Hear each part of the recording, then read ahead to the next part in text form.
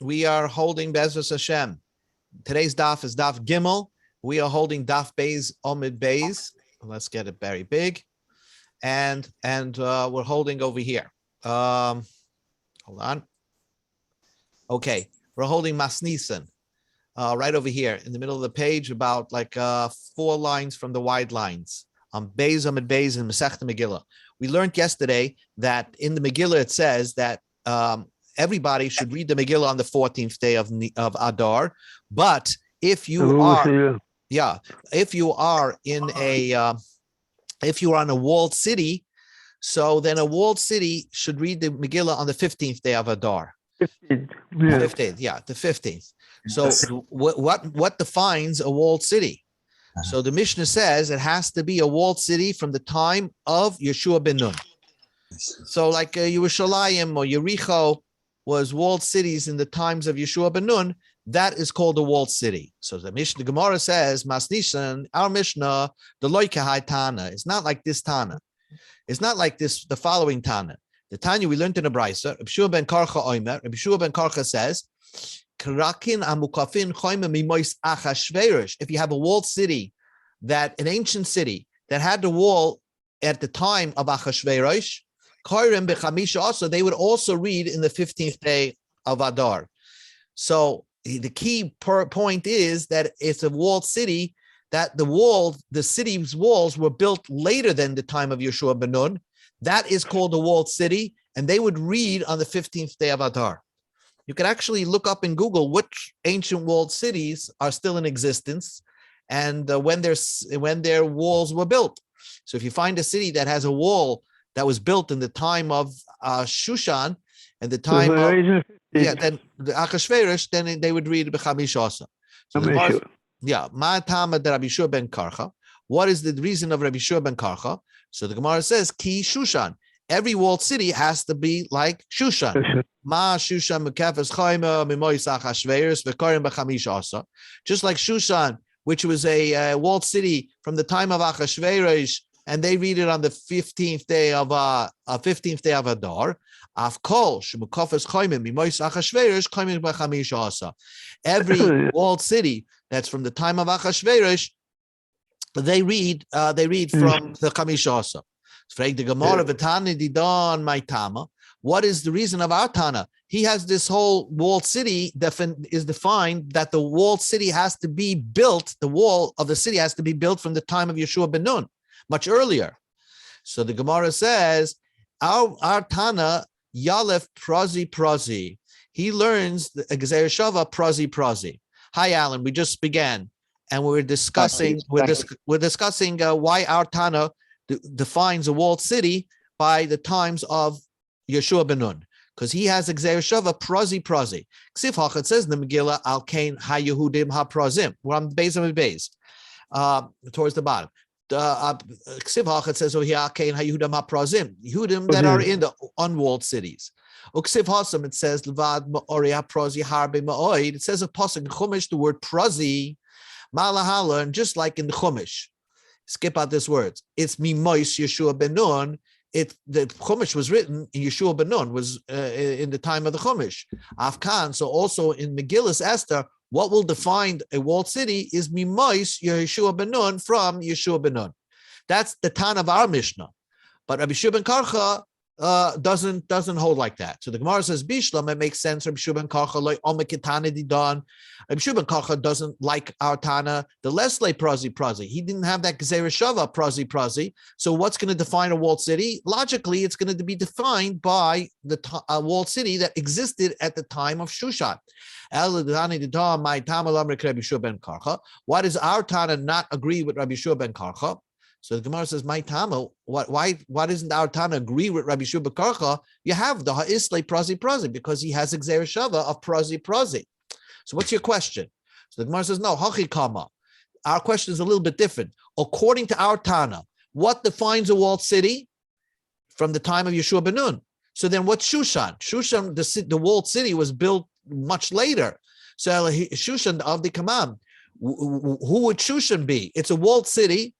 Like a prazim, it's not like an unwalled city that should lay on the 14th. and not like a walled city, because a walled city has to have the wall from the time of Yeshua Banun. So when is Shushan going to do their laying of the Megillah? If you lived in Shushan, Amar Rava, Rava said, and some said this Moira named Kidi, Sha'ani Shushan, Shushan's different. The miracle happened in Shushan, therefore, since Shushan is the main miracle, that's why they're going to lay it on the 15th, even though their wall was built much later. So according to the Chachamim, you have three definitions. One, you have a walled city from the time of Yeshua Banun, then Shushan, and then which Shushan becomes like the walled city of Yeshua Banun, and then you have an open city which reigns on the 14th, which reads on the 14th.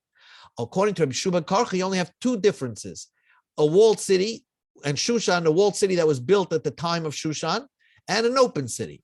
So the Gemara says, Bishlam Elatani Don, our Tana makes sense. Hainu Diksiv, we have a pasuk, it says. Let's read the pasuk. The pasuk says, here's the pasuk, if you see it on your screen. It says you should do 2 days, right? Here's the pasuk in Megillah Esther. You have to do 2 days of Megillah Esther. One, the 14th, and one, the 15th. Each, mishpocha, Medina, ve'ir. Right? Each mishpacha, Medina, ear. So the Gemara says, our Tana makes the reason why it says Medina, ear, because there's two differences. Medina is l'chalek to make a difference between Mukaf and Chaim and Mois Yeshua ben Nun, the Mukaf is Chaim and Mois Achashverosh. That there's a difference. If you have a walled city from the time of Yeshua ben Nun, you read on the 15th. If it's walled from the time of Achashverosh, you would read it on the 14th. And ve'ir, nami, the word ve'ir, it's two different types of cities. L'chalek ben Shushan l'shari rayos. To differentiate between Shushan and other cities. Other cities would read on the 14th. Shushan will be the exception. So if every word in that pasuk has a drasha. Ella Rabbi Yeshua ben Karcha, according to Rabbi Yeshua ben Karcha, Bishlam Medina makes sense. L'chalik ben Shushan l'sha'ar irais. That differentiates between Shushan and other cities. That Shushan would read on the Shushan would read on the 15th because it has a wall around it, and the others that don't have a wall would read on the 14th, and that's the only difference. According to Rabbi Yeshua ben Karcha, what's the word ve'ir coming to be marba? So the Gemara says, according to our Tana, it makes perfect sense. Kevin the Islay prazi, he has the Gzeir Shava prazi. He doesn't need the word Medina lamali. He doesn't need even the word Medina to teach you that the difference between Mekafas Chaima Mimais Yeshua Banun to Mekafas Chaima Mimais Achashverosh, he has a separate Gzeir Shava. So the whole pasuk is extra. El Kra Drasha Huda Asa. It's coming to give you a new chiddush. Rabbi Yeshua ben Levi Huda Asa. The Amr Rabbi Yeshua ben Levi. It's teaching you the chiddush of what Rabbi Yeshua ben Levi said. When you say a walled city, it's not just the walled city what we read on the 15th, but even if you have a village that's nearby that walled city, it's close by, or even if it's far away, but it could see the walled city, it has a din like the walled city. The walled city and anything close to it.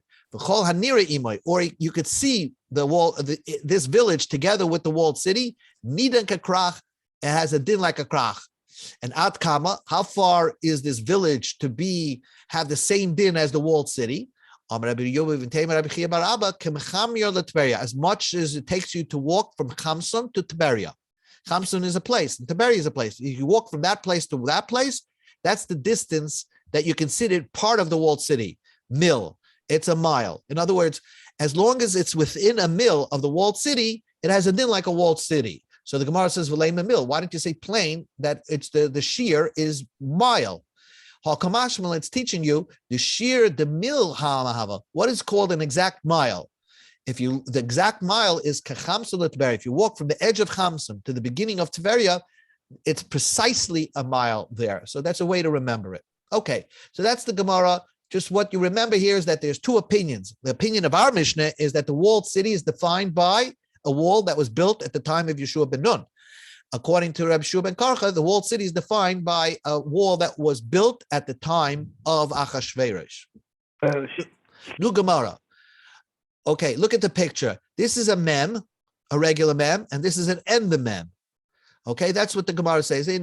What we're talking about is the end the mem over here. The Gemara says, another memra. We're bringing all these members from Rabbi Yirmiyah. Menatzbech, the end the mem, the end the nun, the end the tzadik, the end the pei, the end the chaf, soifim amram. These things were made up by the Nevi'im. Each Navi said, you know what? Instead of having a one mem, we'll have two mems. Instead of having one nun, we'll have a nun sofit, or nun that comes if you at the end of a word, you'll write the nun a little different. And that's the remes for tzoif. The Nevi'im made it up. So the Gemara says, what do you mean? The Tizbra, how's that possible? The Pasuk says, Eila ha-mitzvahs, the following are the mitzvahs, She'ei Navi Rashoy L'chadish Davar. A Navi cannot come up with a novel idea. In other words, a Navi cannot make up a new halacha. And here he's making up a new halacha. Why? Because if you wrote an end the mem or something like that, according to the Torah, it would be puzzle. But now that the Navi said, oh, that's also called a mem, that Torah becomes a kosher Torah. In other words, they're making up a new mitzvah. And we know that after the close of the Torah, no Navi cannot make up a new thing. And you telling me that the Nevi'im made up this whole thing? Rav Chizda says that this endemem existed in the two luchos that Moshe Rabbeinu brought down. Mem v'samach shebeluchos. We go to the Gimel Lamed Aleph. B'neis hayoimdim. It was actually staying in a nace. So in other words, if you look at the Megillah, if you look at the mem, if the endemem that was in the Shnei Luchos, this rock, the white piece in the middle of the mem, somehow was suspended mid-ear because the whole Luchos was carved out. It was carved out through and through, chiseled through and through. So how did this middle piece stay up? So the end of mem and the end of samach, which is samach is a complete circle, the middle piece was standing suspended in the air with a miracle. So al kaponim, we see from that the luchos already had a end of mem in it. So the Gemara says, it's true that the luchos had an end of mem.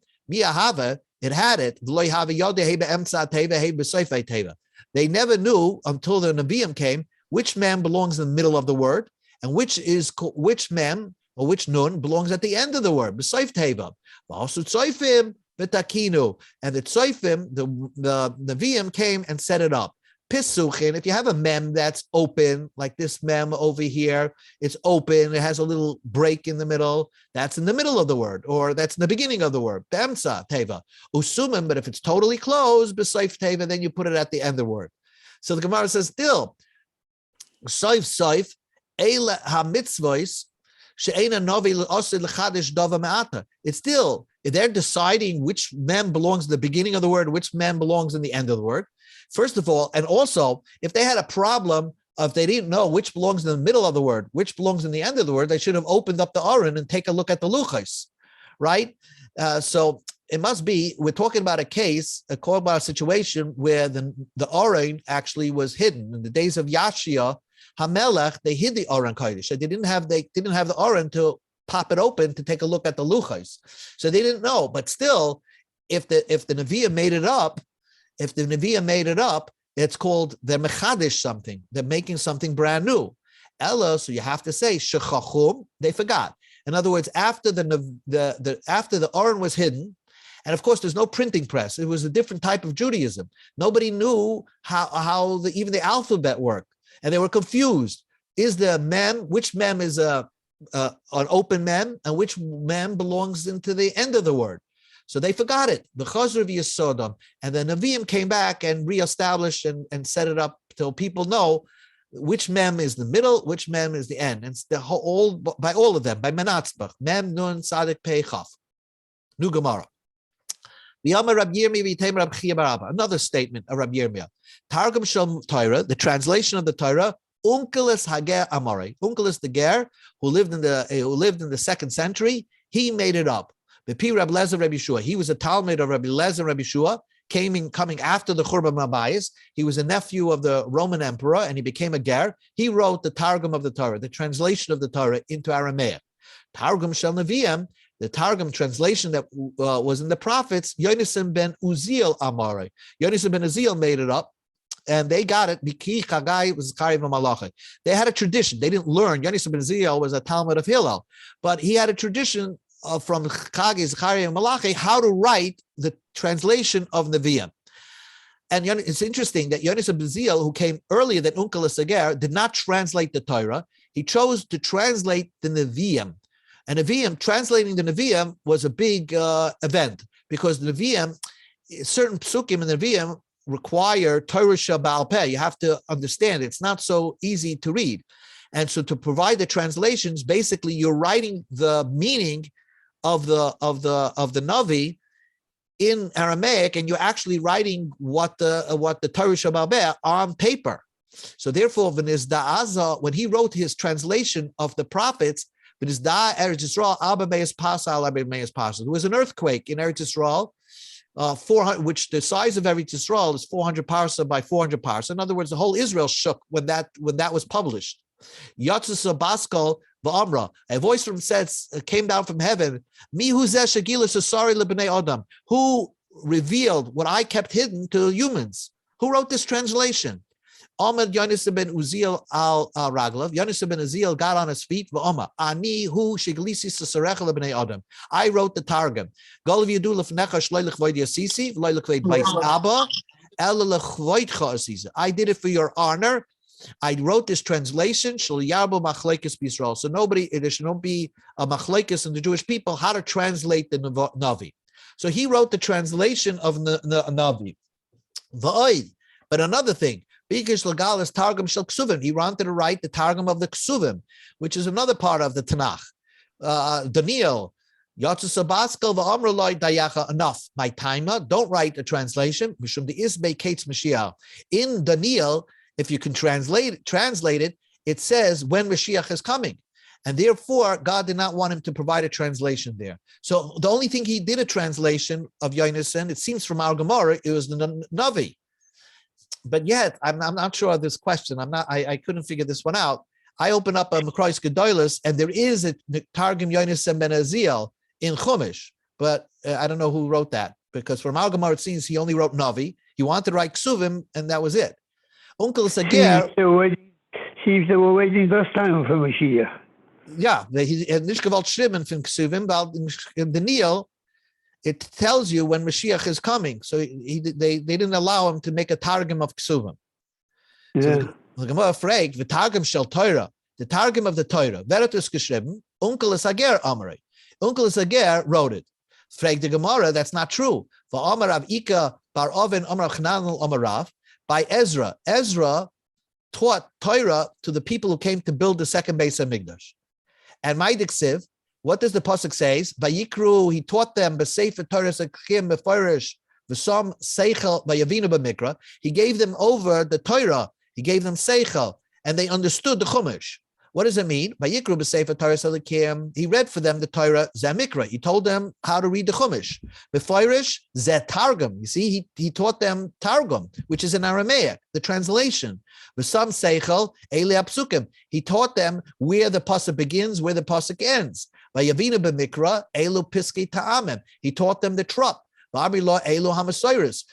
How words are spelled. You see, remember, if you remember Sukkos, we know some basukas, some sukkahs spelled with a vav, without a vav. That's how you know you have to have 3 walls or 2.5 walls. Al Kaponim, he taught them Torah Chumash very, very well. So we see that Aramaic was already in the time of Ezra, which is hundreds of years, at least 400 years, 500 years before Onkelos came around. So the Gemara answers a fascinating thing. Shachachum v'chazru b'yasodom. They actually spoke Aramaic 500 years before Common Era. But once the base of Mikdash was built, everybody started speaking Hebrew, like it is in Israel today. So they forgot the language of Aramaic. When the base of Mikdash was destroyed, 100 years after the base of Mikdash was destroyed, Uncle Sager came back, and he really reestablished the learning of Targum, of translation in Aramaic. Interesting. It's like when you go to Israel, no one can speak Yiddish. They're all speaking Hebrew. Ma'ishna, why is it that when Yonis ben Aziel translated the Raisa de Lo Yizda'ah, when Targum, when Uncle Sager translated Torah, the world was not shaking. But when Yonis ben Aziel wanted to translate Navi, the world shook. So the answer is, really, the Torah doesn't need so much explanation. The Raisa is very clear, the words. The Nevi'ah, by Navi, Ika Milsa the Parshan. There's some psukim that are easy to explain. The Ika Mili the Mistatman. And some words, some psukim are so difficult to explain. So you need to write the Torah Sheba'al Peh to explain it. And you're not supposed to write Torah Sheba'al Peh. The Ksiv, it says in the Pasuk, by Yaimahu Yigdal Hamispid Birushalayim, Kemispid Hadrimim Bebikas Migdal. This is a Pasuk in Zechariah. It's a cryptic Pasuk. And it says that when Mashiach ben Yosef is going to die, I don't know when that will be, or if it was already, there's going to be, the Mashiach dies, there's going to be a big hesped in Yerushalayim, like the hesped of Hadrimim Bebikas Megidon. Who's Hadrimim? There was be a eulogy like the Hadrimim eulogy. What does that mean? Well, Rabbi Yosef says, if we don't have a translation of this pasuk, I have no idea what it's talking about. But on that day, Rabbi Yosef, he translated it. There'll be a big hesped in Yerushalayim. The big hespeds that were in the Jewish history was Kemisped the Achav ben Omri, like the hesped of Achav bar Omri, who was a king of Israel who got a big hesped. Diktel Yossi Hadriman ben Tavriman b'Ramas Gilead. King Aram, whose name Hadriman, he killed him. So that the person that was killed by Hadriman, which is Achav, the hesped of Mashiach ben Yosef is going to be like that, as great as a hesped as Achav had. And like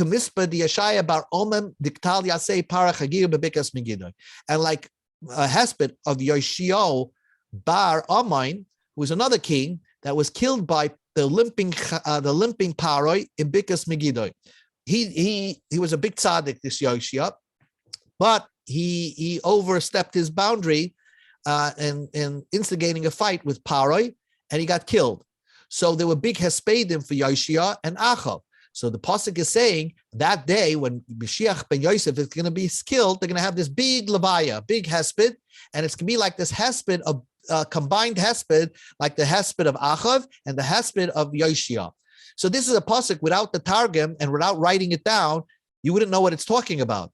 But because the targum is written and explains it much clearer, it's like writing Torah Sheba'al Peh. That's why the world was shaking when Yonasan ben Azil came up with this translation of the Nevi'ah. Now that we talked about Mashiach, it talks about Daniel. Remember, Daniel, we do want to translate Daniel because if at the end of Daniel, it says when Mashiach is coming. We just don't know how to read it. But when Daniel saw that vision, he had two people with him. The pasuk says, "V're'isi Daniel avadi esmara." I saw the vision of when Mashiach is coming. There were people with me that also felt something, a vision. Loiro, they didn't see the vision that I saw as Amara. And they were so frightened by this prophecy. They ran away and hid. Now, you're going to learn later that when you're scared of something, you have to move away. So first of all, Mani Hanoshim. Which people were with Daniel when he saw that vision of Mashiach? These Chagai, Zechariah, Malachi, which were Nevi'im, were with Daniel at the same time when Daniel had this vision. But Inu Adif Menei, Chagai and Zechariah are better than Daniel. The Iu Adif Menei, but Daniel was better than them. Inu Adif Menei, Chagai and Zechariah, Malachi were better. The Inu Nevi'im, they were really prophets that had to say over Nevi'im to the Jewish people. The Iu Lav Navi. Daniel was not really a Navi. He saw a vision, but that was not a prophecy that he should repeat to the Jewish people. But Daniel was greater than Chagai, Zechariah, Malachi. Why? The Iu Chaze, because he actually saw this vision of when Mashiach is coming. The Inu Loi Chaze didn't see. And they were scared. So they were scared because they knew something was there. Now the Gemara asks the fascinating question. If they didn't see the vision, why did they become scared? So the Gemara says, even though they didn't say they were scared, your mazel conceded. Every person, Rashi says, mazlaya means every person has a malach on shakol adam lamala. You have a sar that's somewhere up in heaven. Sometimes you feel something, you don't know why you're feeling it. You should know your malach in heaven is feeling it. And therefore, they felt something, because the Jewish exile is going to be very long. That's why they were scared. Amar Ravina, from Shmamina, from this pasuk you can learn a fact of life. What's the fact of life? Fascinating. Haiman demivis. If you find yourself frightened, afagav the iloy chazi, even though you don't see anything, why are you frightened? Mazlei chazlei. Your mazel sees something, and therefore that's why you feel frightened. So, Maitakante, what should you do to not be frightened? So, first the Gemara says, Blikre Krishma. If you read Krishma, you're not going to be scared anymore. Because what is reading Krishma? Acceptance of the oneness of Hashem, and Malchus Shemayim, except is whatever is going to happen is going to happen. That leads you to be calmed down. But what happens if you can't read the Shema? If you're in a bathroom or in a dirty place, so what should you do when you can't read the Shema? So linshif beduchti arba gamid. You should jump from your place 4 amas. You should move from your place. I don't know why it says linshif, to jump from your place. You have to jump out of that area and get away from it 4 amas. By moving out of that place, you're not going to be scared anymore. If you can't jump, let's say you're in a place, confined the area, you can't jump, you can't read the Shema. You have to say here, the following, lakash is a skula to get rid of your goosebumps or your nervousness. You tell say out loud, Iza the Beit Tabachi, there are goats in the slaughterhouse, Shmeini Mina, that are fatter than me. And somehow that works you to calm you down. Back into the Gemara. We found that Medina, the ear is to darshan. The pasuk also says mishpacha. Look at this pasuk over here. It says mishpacha or mishpacha, Medina, ear. We darshan Medina, ear. But what are you going to do with mishpacha? What does that teach you? Every family has to come and celebrate Purim. What is that teaching you? So the Gemara says that teaches you a fascinating thing. Amar Rabbi Yossi bar Chanina, lahave mishpachos kahuna levia, the mishpachos kahanim levia, shemvatlin avaydosam. They stop doing their avodah in the Beis Hamikdash. Uvoyin l'shmai mikra Megillah. They have to come and listen to the reading of the Megillah, which means they have to wake up extra early to hear the Mikra Megillah and delay starting the service in the temple. They have to first make sure they hear the Megillah in Yom Purim morning.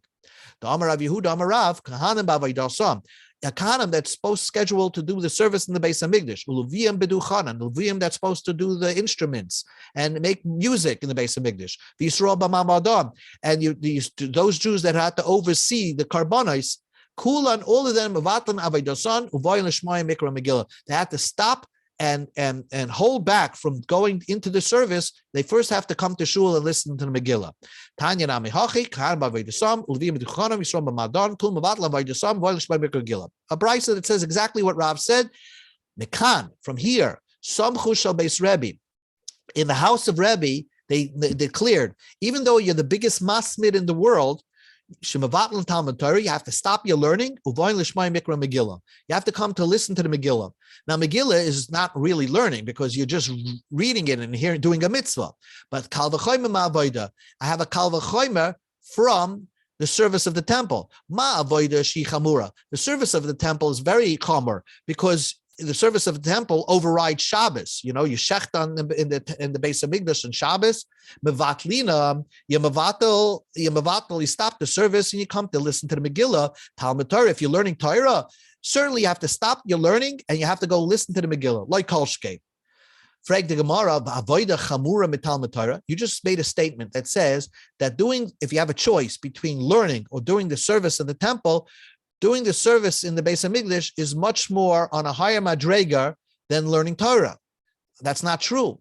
V'aksiv, it says in the pasuk. There's a pasuk that says in Tanakh that Yeshua was surrounding Yericho, right?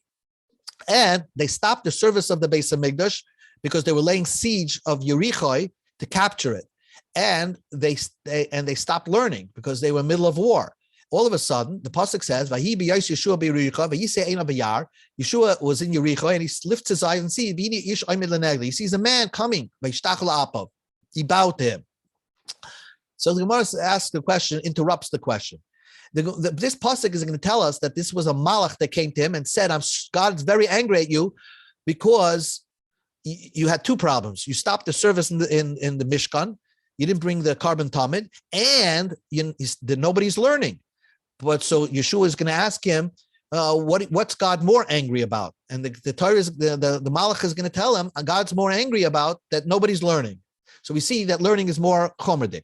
So the first Gemara interrupts. How could Yeshua, if it's a strange man, how could Yeshua ask him who you are? Say shalom to a person. We have a klal. Rabbi Yeshua ben Levi said, if you meet a strange person at night, and it means if you're out in the field, you're in a lonely place, don't say the word shalom to a person. Why? Chashinen, you should be concerned, shemeshedhu. Maybe it's a demon. Don't say hello to that person. So how would Yeshua, he doesn't know who that person is, how is he saying hello to him? Shani Hasam, the Amalek, because the person said, Ani Tzva Hashem. I am a malach from God. So Gemara says, so he's not a shade, he's not a demon. Maybe he was lying. So we have Gemiri, even a shade, a demon would not say, I'm from God, from Shem Hashem. So Amalai, so the Malach told Yeshua, yesterday, the night, yesterday afternoon, you didn't bring the carbon tamid. And now nobody's learning. And at night, you're laying siege. I understand that, but that's during the daytime. At night, learn Torah. Amalei, so Yeshua asked, Al Ezemem Basa, where did you come from? What's God more angry about? Amalei Ata Basi. I'm coming for the Ata, which is now, what I told you right now, which brings presence of mind, is the learning. He went to sleep. What doesn't mean he went to sleep. Rabbi Yochanan, this is Daf Gimel Amabeit, Melamich Lamba Omkesh Alalacha. He went to sleep learning. He started to learn and got everybody to learn. Amar Rav Shmuel Bar Chanina, Unya, and Rav Shmuel Bar Inya derived from this, Gadol Talmud Torah, Yismak Ravis Tamidim, Shnema Atabasi. Talmud Torah is much more important than bringing the carbon Talmud. Because that's what the Malach was most concerned, that nobody's learning Torah. The Tamidim, he'll forgo that, but the Talmud Torah, nobody's learning. So we see, so how could you say that avoid is more important than learning? We see the opposite over here. Learning is more important than Talmud Torah. So the Gemara says, Loi kasha, it's not a difficulty. Ha the Rabim, if Gans Kalal Yisrael is learning Torah, that's more important than the service in the Beis HaMikdash. Ha the Yachid, what we're referring to is that if one person or even a lot of people of Kalal Yisrael learning, but it's not everyone, then that's less important than avoida. And therefore, you can have the Kal V'chomer. If you mavatal avoida, if Mikra Megillah, learning the Megillah overrides the service in the Beis HaMikdash, it certainly overrides learning Talmud Torah. Says the Gemara, Yochid Kal, is learning of a private person such a light thing? Well, now we learned in the Mishnah, Noshim B'moyed B'anis. If a man dies, right? If a man dies on Chalamoid, so you're not allowed to make a eulogy. So on Chalamoid, women ma'anois, they would, say out loud, and they would say, sad songs out loud, and people would respond. Avaloi metapchois. By the Levaya, they're not allowed to bang their chest. That was another way to get the people to cry, because it's Chalamoid. You can't, even a Levaya, you have to tone down the Levaya, so to speak. Rabbi Shmuel says, the women, because at their Levias, at ancient Levias, they would get these professional women to make music, to make, loud wailing noises. So if those women that were very close to the dead body, they're allowed to pound their chest. If it's Rosh Chodesh, Chanukah, and Purim, so then ma'anes and metapches bezev aloy mekanos. They're allowed to, say out loud, and people respond. They're allowed to bang their chest. Aloy mekanos. They're not allowed to make this eulogy or wailing where everybody goes in unison at one time. But here's the point. What happens if a Talmud Chacham dies on Chanukah and Purim? Ein moed b'fnei Talmud Chacham. This Chalamoyed doesn't exist for a Talmud Chacham. So you eulogize a Talmud Chacham with all the women making the wailing sounds. And Kolshke Chanukah and Purim. And certainly in Chanukah and Purim, you would read the Megillah. That's what he's trying to say. You would read the Megillah on Chanukah. You would read the Megillah. You would mevatel the Megillah. You would not read the Megillah if a Talmud Chacham is being buried. If the Talmud Chacham is having a Levaya, you would not read the Megillah.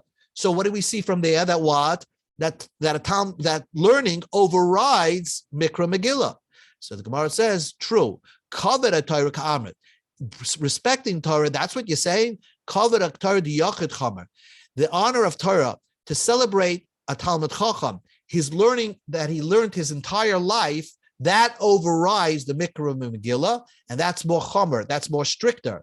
Talmud Torah, just learning for right now, today, and you have a choice to close your sefer and go listen to the Megillah, that's kal, that's lenient, and therefore the reading of the Megillah would override the learning. So again, for a levaya, for a great big Gadol Hadar, you wouldn't read the Megillah. You would go to the levaya for the Gadol Hadar, because that's celebrating the Gadol Hadar's learning of his entire lifetime. But for just learning, learn a regular learning session, that would not override the Mikra Megillah. You have to stop your learning and go read the Megillah. Let's just do 2 more Gemaras, very easy. Amar Rava said, Pshitali, avoid the Mikra Megillah. If you have service in the temple or reading the Megillah, Megillah Adif. Mikra Megillah is more important. Rabbi Yosef Bachanina, Talmud Chayra, Mikra Megillah. What we just said, Rabbi Yosef Bachanina. What happens? Talmud Torah, Mikra Megillah. You have learning or reading Megillah, Mikra Megillah Adif. Midasamcha Shabbeis Rebbe. Because of Beis Rebbe, they told you that don't stop your learning, go hear the Megillah. Now comes the Gemara and says, what about Talmud Torah, Meis Mitzvah? You could learn Torah or bury somebody. A Meis Mitzvah is somebody who's out there and nobody's there to bury him. He's a mace on the road. So the Mishnah, the Gemara says, Meis Mitzvah Odif. You have to stop your learning and go bury that body. With the Tanya, we learned in the Braisim, Talmud Torah, like you have to stop your learning for, the carrying out of a dead body and tachnasas kala, celebrating a wedding. Avoida meis mitzvah. Let's say you're going to do the service in the temple, and you could stop it and you can bury a dead body. Meis mitzvah odif. You have to stop going to the Beis Hamikdash and take care of the meis mitzvah, this dead body. How do you know that? From this pasuk, by a nazir. Tanya laima. Why does it say that a nazir should not be metama to his sister? It's teaching you something different. You're going to shech your Pesach, your carbon Pesach. You're on your way to the Beis Hamikdash. Or v'lamos b'nai. You're giving a bris to your son. These are 2 mitzvahs essays that have chi of chorus. V'shama, and you hear shemeis lemeis. You have a mace. Yachol yatami. Maybe you should stop and go back and attend the Levaya. Amrit, we say, lo yatama. Don't attend the Levaya because you're doing a more important mitzvah, shechting your Pesach and bringing a bris for your son. Yachal, I would have thought, mitzvah, just like you're not supposed to metama to your sister. You shouldn't even stop doing the carbon Pesach, even if there's a dead body on the floor. Keep going on the way to the Beis Hamikdash. Keep going on the way to give a bris to your son. For your sister, you don't stop, but for a meis mitzvah, you have to stop. You're on your way to do this bris or to go to the carbon Pesach, you have to stop. You see a dead body on the floor, you have to stop what you're doing and bury the body. Now comes the final question. Boy Rava, what happens? You have Mikra Megillah. You have a choice. You go on your way to shul to read the Megillah, meis mitzvah, and you see a dead body on the floor and nobody's burying it. Heimenei adif, which overrides? Mikra Megillah, would you say reading the Megillah adif mishum pesumi nisa? Because that is a publicizing of a nace. That's a very important mitzvah. It has uniqueness of Mikra Megillah. Perhaps you should continue on your way to shul to hear the Megillah.